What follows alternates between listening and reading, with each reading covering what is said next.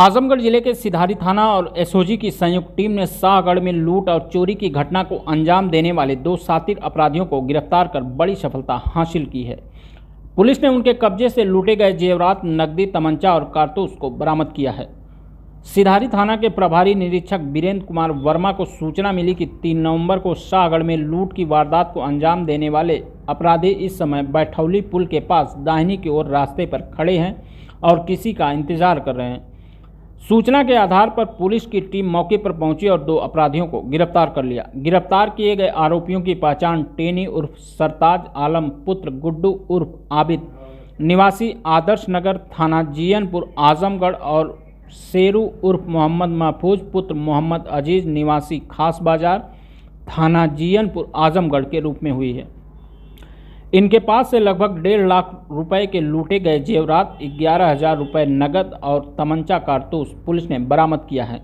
वहीं इस पूरे मामले पर एसपी हेमराज मीना ने बताया कि ये अपराधी बेहद शातिर किस्म के हैं और 4 पहिया वाहनों का इस्तेमाल करते हैं। ये खास तौर पर ऐसे घरों को निशाना बनाते थे जहां लोग घर से बाहर गए हों या सुनसान इलाकों में स्थित हो। पुलिस की सतर्कता और त्वरित कार्रवाई के चलते इन्हें गिरफ्तार कर लिया गया है। मामले की जांच जारी है और पुलिस अन्य वारदातों में इनके शामिल होने की भी पड़ताल कर रही है। देखिए, आज थाना सिधारी से 2 अपराधियों को गिरफ्तार किया गया, जिसमें एक का नाम है टेनी उर्फ सरताज और ये आदर्श नगर मोहल्ला थाना जीयनपुर के रहने वाले हैं, और दूसरे हैं शेरू उर्फ महफूज, ये भी थाना जीयनपुर के रहने वाले हैं। और इनसे जब पूछताछ किया गया डिटेल में, क्योंकि एक घटना हुई थी यहाँ पे थाना सिधारी में, एक सनसनीखेज टाइप की घटना थी जिसमें घर में घुस के इन लोगों ने वहाँ पे 2 महिलाओं के साथ में और एक पुरुष थे उनके साथ में मारपीट भी किया गया और वहाँ से फिर लूट की इन्होंने घटना कारित की थी। इसी घटना पे हमारी जो टीम है वो लगातार काम कर रही थी, सीओ सिटी के नेतृत्व में और एसपी सिटी साहब के नेतृत्व में। हमारी एसओजी की टीम और थाना की टीम के माध्यम से इन सब लोगों के बारे में जो जानकारी की गई मुखबिर के माध्यम से, तो ये पता चला कि ये जो घटना है इसको 3 लोगों ने कारित किया गया था, जिसमें एक टेनी उर्फ सरताज थे और दूसरे शेरू उर्फ महफूज हैं, और एक इनमें से अभी आज उनको वांछित किया गया है सालिम, जो कि थाना मुबारकपुर के रहने वाले हैं। इन 3 लोगों ने इस घटना को अंजाम दिया गया था और साथ ही साथ इस घटना के साथ साथ इन लोगों ने पूर्व में भी 2 घटनाओं में चोरी की घटनाएं की थी। जो एक घटना है ये थाना सिधारी की 2 घटनाएं हैं। एक तो 3/11 को जो लूट की घटना हुई थी, इसके अलावा 8/10 को एक चोरी की घटना हुई थी, इसके अलावा 12/10 को एक मुबारकपुर थाना क्षेत्र में भी एक चोरी की घटना हुई थी। ये तीनों घटनाओं को इन को द्वारा किया जाना स्वीकार किया गया है।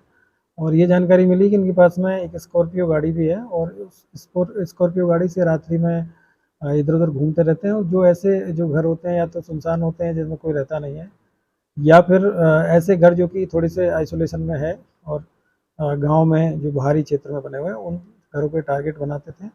और इनके द्वारा पशु चोरी की भी घटनाएं पूर्व में की जाती रही है। पूर्व में इनका आपराधिक इतिहास भी है। जो टेनी उर्फ सरताज इसके करीब 9 मुकदमे पहले से हैं, जिसमें चोरी के हैं और इसके अलावा जो वाहन चोरी के और अन्य इस तरह के आपराधिक इतिहास है इनका। और जो शेरू उर्फ जो महफूज है, इनका भी पूर्व में आपराधिक इतिहास रहा है, और जो सालिम है उसका भी आपराधिक इतिहास है। 3 लोगों के द्वारा पूर्व में इस तरह की घटनाएं कारित की जाती रही है।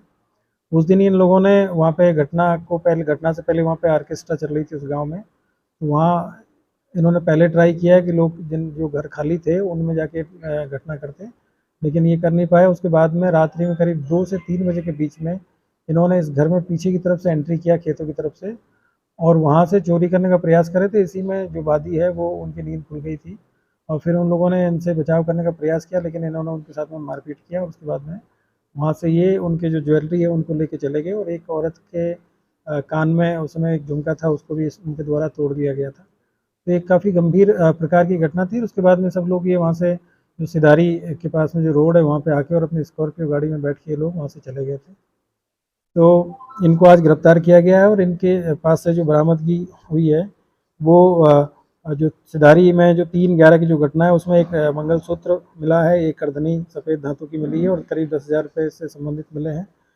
और जो सिधारी में जो 8/10 की जो घटना हुई थी उसमें एक अंगूठी, एक बिछिया और एक सफ़ेद जो पायल है वो इनके पास से बरामद हुई है, करीब 1,000 रुपये मिला है। और जो मुबारकपुर वाली जो घटना है उसमें एक मंगलसूत्र और एक लॉकेट और एक जोड़ी पायल वहाँ से बरामद हुई है। इसके अलावा इनके पास एक तमंचा भी बरामद हुआ है और अभी इनके पास से ये जानकारी मिल रही है कि इनके पास 2 स्कॉर्पियो गाड़ी है ब्लैक कलर की, जिससे कि ये रात्रि में इस तरह की जो घटना है उसको अंजाम देते हैं, वो अभी तक बरामद नहीं हुई है। और एक इनका जो साथी है सालिम पुत्र इजहार, ये थाना जीयनपुर के रहने वाले हैं।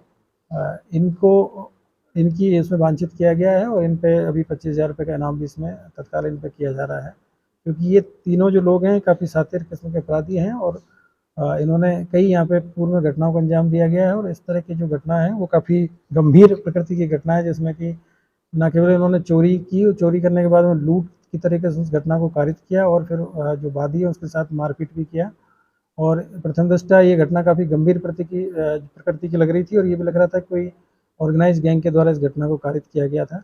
लेकिन जब इसमें सारी चीज़ों की जब जांच की गई तो इन लोगों का नाम इसमें प्रकाश में आया है और इन्होंने इस घटना को कारित किया जाना भी स्वीकार किया गया है। इसमें हमारी एसओजी टीम ने, हमारी जो थाने की टीम है और हमारे क्षेत्राधिकारी, इन सब लोगों ने काफ़ी इसमें मेहनत किया और तब जाके इस घटना का अनावरण हो पाया। सर अब तक ये गैंग भी अपराधी हो या किसी प्रकार का यदि वो अपराध करता है तो वो एक तरीके से व्यवस्था के विरुद्ध तो काम करता ही है।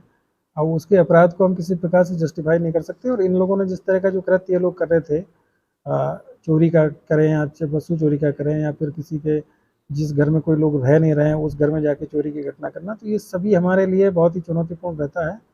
और हमारा यही प्रयास रहता है कि इस तरह के जो भी अपराधी हैं उनके खिलाफ हम कड़ी से कड़ी कार्रवाई करें।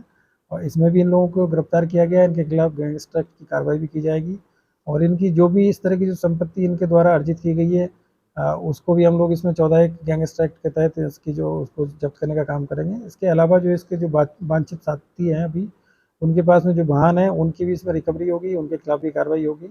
इसीलिए उसमें तत्काल प्रभाव से 25,000 का इनाम मेरे द्वारा इनमें किया जा रहा है। और इस तरह के जो भी अपराधी जनपद में कहीं पर भी अपराध करेंगे उन सबके खिलाफ हम लोगों का पहला टारगेट यही है कि उनके जो अपराध जो लोग कर रहे हैं उनको तत्काल उन घटना का अनावरण करें और ऐसे लोग हैं उनको कड़ी से कड़ी सज़ा कोर्ट के माध्यम से, न्यायालय के माध्यम से उसको दिलाई जाए। अच्छा सर, इसमें इस तरीके की बात आई थी कि कच्चा बनियान गिरोह भी सक्रिय है और उसका नाम आ रहा था, तो क्या इस तरीके की चीज़ों से भी आप रिलेट किए हैं? देखिए, हम लोगों ने जब ये घटना हुई थी तो मैंने आपको बताया कि ये घटना काफ़ी गंभीर प्रकृति की घटना थी, क्योंकि लूट के साथ साथ में इन लोगों के द्वारा जब घर से निकलने के टाइम पर जब लोगों के द्वारा जो वादी पक्ष के द्वारा जब प्रतिरोध किया गया तो इन लोगों ने उनके साथ मारपीट भी किया। तो प्रथम दृष्टया ये घटना लग रही थी कि कोई हो सकता है इसमें कोई शातिर गैंग भी हो। लेकिन हम लोगों ने जब मौका मुआयना किया, वहाँ घटनास्थल का निरीक्षण किया, तो उस घर की जो मालिक है उनकी स्थिति और बाकी जो वहाँ की जो भौगोलिक स्थिति है उसको देख के ऐसा लग रहा था कि ये कोई लोकल गैंग का काम है।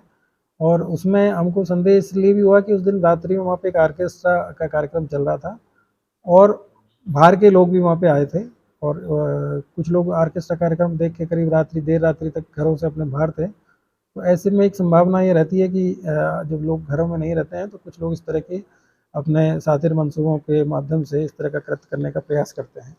तो उसी को लेकर हम लोगों ने जब काम किया तो हम लोगों को सफलता मिली।